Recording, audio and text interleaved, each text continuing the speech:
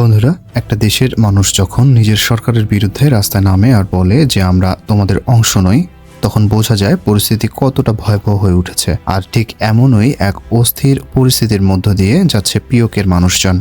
সেখানে 1 মাসেরও বেশি সময় ধরে বিক্ষোভ, সংঘর্ষ ও আজাদির জন্য লড়াই চলছে। পরিস্থিতি এমন এক পর্যায়ে পৌঁছেছে যে অনেক বিশ্লেষক এটিকে শুধু রাজনৈতিক সংকট নয়, বরং এটি গুরুতর মানবিক সংকট হিসেবেও দেখছেন। এই আন্দোলনের মূল সূত্রপাত 2023 সালের মে মাস থেকে শুরু হলেও 2026 সালের জুনের শুরুতে এটি চরম রূপ ধারণ করে। এই আন্দোলন শুরু হওয়ার পেছনে অনেক বড় ধরনের কারণ রয়েছে, যেমন ধরুন অতিরিক্ত বিদ্যুৎ বিল, চড়া ট্যাক্স এবং নিত্য প্রয়োজনীয় পণ্যের আকাশচুম্বী মূল্য বৃদ্ধির বিরুদ্ধে দীর্ঘদিনের পুঞ্জীভূত ক্ষোভ থেকেই এই আন্দোলন সৃষ্টি হয়। স্থানীয়দের অভিযোগ ছিল এই অঞ্চলে প্রচুর বিদ্যুৎ উৎপন্ন হলেও তাদের নিজেদেরই চড়া দামে বিদ্যুৎ কিনতে হচ্ছিল। এরই কারণে হাজার হাজার মানুষ রাস্তায় নেমে বিক্ষোভ শুরু করেন। তাদের অভিযোগ নতুন নয়, দীর্ঘদিন ধরে অতিরিক্ত করের বোঝা, অস্বাভাবিক বিদ্যুৎ বিল এবং লাগামহীন দ্রব্যমূল্যের কারণে সাধারণ মানুষের জীবন দুর্বিষহ হয়ে উঠেছে। এটির পিছনে মূল নেতৃত্ব দেন ব্যবসায়ী, আইনজীবী ও সুশীল সমাজের প্রতিনিধিদের নিয়ে গঠিত Jammu Kashmir joint Awami action committee ওরফে জ্যাক। 2026 সালের জুনের শুরুতে পরিস্থিতি শান্ত করার পরিবর্তে পাকিস্তান প্রশাসন জ্যাককে একটি নিষিদ্ধ সংগঠন হিসেবে ঘোষণা করে এবং শীর্ষ নেতাদের গ্রেপ্তার করা শুরু করে। সরকারের এই দমন পীড়নের প্রতিক্রিয়া হিসেবে রাওয়ালকোট, কোটলি এবং মুজফ্ফরবাদ সহ পুরো অঞ্চল জুড়ে হাজার হাজার মানুষ রাস্তায় নেমে আসে এবং শাটার ডাউন স্ট্রাইক শুরু করে। হতাহত ও বর্তমান পরিস্থিতিতে পুলিশ ও বিক্ষোভকারীদের মধ্যে সংঘর্ষে 11 জন নিহত এবং 70 জনেরও বেশি আহত হয়েছেন। সংগঠনটির ওপর নিষেধাজ্ঞা এবং আঞ্চলিক অসন্তোষের জোরে এই বিক্ষোভ শুরু হয়। মঙ্গলবার ভারত শাসিত ও পাকিস্তান শাসিত কাশ্মীরের মধ্যে বিভক্ত সামরিকায়িত অঞ্চল পুঞ্জ জেলার পাকিস্তান অংশের কমিশনার সর্দার ওয়াহিদ খান রয়টার্সকে জানান যে দুষ্কৃতকারীদের গুলিতে 4 জন পুলিশ কর্মকর্তা ও 1 জন পথচারী নিহত হয়েছেন। তিনি আরও বলেছেন 6 জন বিক্ষোভকারী নিহত হয়েছেন। পুলিশ প্রধান লিয়াকত মালিক বলেছেন, রবিবারের সংঘর্ষে আহতদের মধ্যে 23 জন নিরাপত্তা কর্মকর্তা ও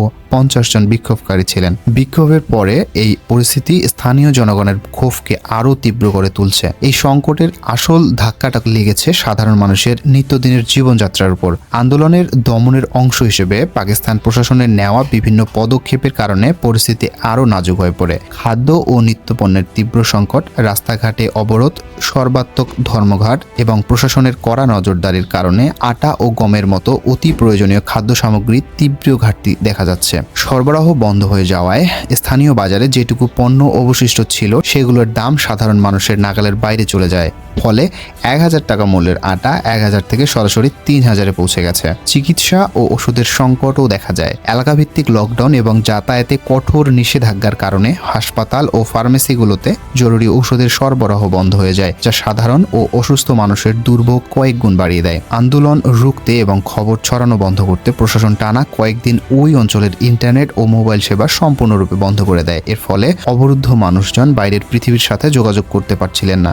ফলে সাধারণ মানুষেরা আতঙ্কিত হয়ে পড়েছিলেন। এই আন্দোলনের নেতৃত্ব দিচ্ছেন joint Awami action committee Jack. সাংগঠনিক ডাকে রাওয়ালকোটের ঈদগাহ ময়দানে টানা 3 সপ্তাহের বেশি সময় ধরে অবস্থান কর্মসূচি চলছে। প্রতিদিনই সেখানে জড়ো হচ্ছে বিপুল সংখ্যক বিক্ষোভকারী, যারা নিজেদের বিভিন্ন দাবি তুলে ধরেছেন। আন্দোলনের অন্যতম নেতা সর্দার আমান খান এক বক্তব্যে বলেন, পাকিস্তান পিওকের অংশ নয়, আমাদের পাকিস্তানকে দরকার নেই, বরং পাকিস্তানেরই আমাদেরকে দরকার। তার এই মন্তব্য দ্রুত আলোচনায় আসে এবং আন্দোলনের রাজনৈতিক বার্তাকে আরও স্পষ্ট করে তোলে। বিশ্লেষকদের মতে এমন প্রকাশ্য বক্তব্যই ইঙ্গিত দিচ্ছে যে এই আন্দোলন এখন শুধু অর্থনৈতিক দাবির মধ্যে সীমাবদ্ধ নেই, এর সঙ্গে রাজনৈতিক অসন্তোষও ক্রমেই জোরালো হয়ে উঠছে। আর এখানেই নতুন পরিস্থিতি মোড় নেয়। এই বিক্ষোভের মধ্যেই আন্দোলনের কয়েকজন নেতা প্রকাশ্যে ভারতের কাছে মানবিক সহায়তার জন্য আবেদন জানান। তাদের দাবি লাইন অফ কন্ট্রোলের পুঞ্চ ও ডোডা সেক্টর দিয়ে জরুরি ত্রাণ পৌঁছানোর সুযোগ করে দিতে হবে, যাতে সংকটে থাকা সাধারণ মানুষ খুব দ্রুত সাহায্য পায়। বিশ্লেষকদের মতে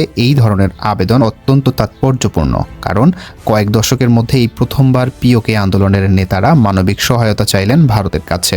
এখন স্বাভাবিকভাবেই প্রশ্ন উঠছে, এই আন্দোলন কি ভারতের দিকে ঝুঁকে পড়ার কোনো ইঙ্গিত দিচ্ছে? বিশ্লেষকদের মতে মতে বিষয়টি এতটাও সহজ নয়।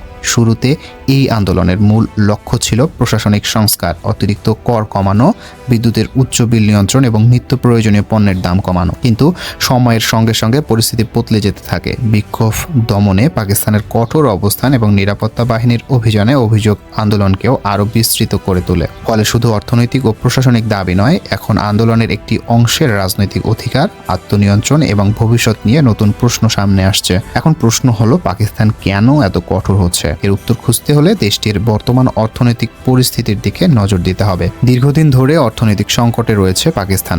মূল্যস্ফীতি, জ্বালানি সংকট এবং বৈদেশিক মুদ্রার চাপে সাধারণ মানুষের জীবনকেও আরও কঠিন করে তুলছে। দেশটার সরকারি হিসেবে মূল্যস্ফীতি 11% ছড়িয়ে গেছে, আর স্বাধীন বিশ্লেষকদের মতে প্রকৃত সংখ্যা তার চেয়েও অনেক বেশি। এই অর্থনৈতিক চাপের মাধ্যমে সরকারকে ব্যয় কমানো এবং সীমিত সম্পদ বিভিন্ন খাতে বণ্টন করতে হচ্ছে। সমালোচকদের অভিযোগ, এমন পরিস্থিতিতে উন্নয়ন ও সরকারি সুবিধার বড় একটি অংশ পাঞ্জাব প্রদেশকে বেশি গুরুত্ব দিয়ে বরাদ্দ করা হচ্ছে, কারণ পাকিস্তানের রাজনৈতিক ও সামরিক কাঠামোতে এই প্রদেশের প্রভাব সবচেয়ে বেশি। যদিও এ অভিযোগ নিয়ে বিভিন্ন মহলে বিভিন্ন মত রয়েছে, ফলে যা হওয়ার তাই হয়েছে। পাকিস্তান অধিকৃত কাশ্মীর আর বালুচিস্তানের মতো প্রান্তিক অঞ্চলগুলো ক্রমাগত অবহেলিত থেকে গেছে। না বিদ্যুৎ ঠিকঠাক, না চিকিৎসা, না খাবার আছে। বছরের পর বছর জমে থাকা এই ক্ষোভই আজ রাস্তায় নামতে বাধ্য করেছে। তবে একটা কথা পরিষ্কার বলে রাখা ভালো, এই আন্দোলনকে কেন্দ্র করে ভারতের কোনো গোপন পরিকল্পনা নিয়ে যেসব দাবি অনলাইনে ঘুরছে তার সপক্ষে কোনো নির্ভরযোগ্য প্রমাণ নেই। ভারতের নেতারা অতীতে পিওকে নিয়ে রাজনৈতিক বক্তব্য দিয়েছেন ঠিকই, কিন্তু বর্তমান পরিস্থিতি নিয়ে প্রকাশিত বিভিন্ন প্রতিবেদন ও মাঠ পর্যায়ের তথ্য বলছে এই সংকটের মূল কারণ হলো দীর্ঘদিনের প্রশাসনিক দুর্বলতা, অর্থনৈতিক সংকট এবং সাধারণ মানুষের জমে থাকা অসন্তোষ। অর্থাৎ আন্দোলনের সূচনা হয়েছে মূলত স্থানীয় সমস্যাকে কেন্দ্র করেই। এখন প্রশ্ন হলো, এরপর কি হতে পারে? পরিস্থিতি দিন দিন আরও জটিল হয়ে উঠছে। এর মধ্যে এই সংকটের বিষয়টি আন্তর্জাতিক মহলের নজরেও এসেছে। মানবাধিকার ইস্যু তুলে ধরে জাতিসংঘের সংশ্লিষ্ট সংস্থাগুলোর কাছে হস্তক্ষেপ আবেদন জানানো হয়েছে। অন্যদিকে মাঠের পরিস্থিতি এখনও স্বাভাবিক হয়নি। আন্দোলনের নেতৃত্বে থাকা joint Awami action committee Jack জানিয়েছেন, আটক নেতাকর্মীদের মুক্তি এবং তাদের দাবিগুলো বাস্তবায়ন না হওয়া পর্যন্ত আন্দোলন চালিয়ে যাওয়া হবে। এদিকে পাকিস্তান প্রশাসনের পক্ষ থেকে এখন পর্যন্ত পরিস্থিতি শান্ত করতে কোনো উল্লেখযোগ্য সমঝোতার উদ্যোগ বা নমনীয় অবস্থানের ইঙ্গিত পাওয়া যায়নি। ফলে সংকট কিভাবে শেষ হবে তা নিয়ে অনিশ্চয়তা আরও বাড়ছে। বন্ধুরা, পিওকে এখন শুধু একটি অঞ্চলের সমস্যা নয়। এই মুহূর্তে সেখানে বহু সাধারণ মানুষ একদিকে নিত্য প্রয়োজনীয় পণ্যের সংকট ও জীবনযাত্রার বাড়তি চাপ, অন্যদিকে চলমান অস্থিরতা ও নিরাপত্তা পরিস্থিতির মধ্যে দিন কাটাচ্ছেন। পরিস্থিতি কোন দিকে মোড় নেবে, আন্দোলনের দাবিগুলো কিভাবে সমাধান হবে, নাকি সংকট আরও গভীর হবে, সেটাই এখন সবচেয়ে বড় প্রশ্ন। আপনার মতে এই সংকট শান্তিপূর্ণ ও টেকসই সমাধান কি হতে পারে? আর পিওকের এই ভিডিওটি কেমন লেগেছে তা অবশ্যই কমেন্ট করে জানাতে ভুলবেন না। বৈশ্বিক ঘটনাবলীর নির্ভরযোগ্য বিশ্লেষণ পেতে আমাদের চ্যানেলটি সাবস্ক্রাইব করে পাশে থাকুন, কারণ এই রকম গুরুত্বপূর্ণ আপডেট আমরা আবার সামনে তুলে ধরব। ভালো থাকবেন, সুস্থ থাকবেন, ধন্যবাদ।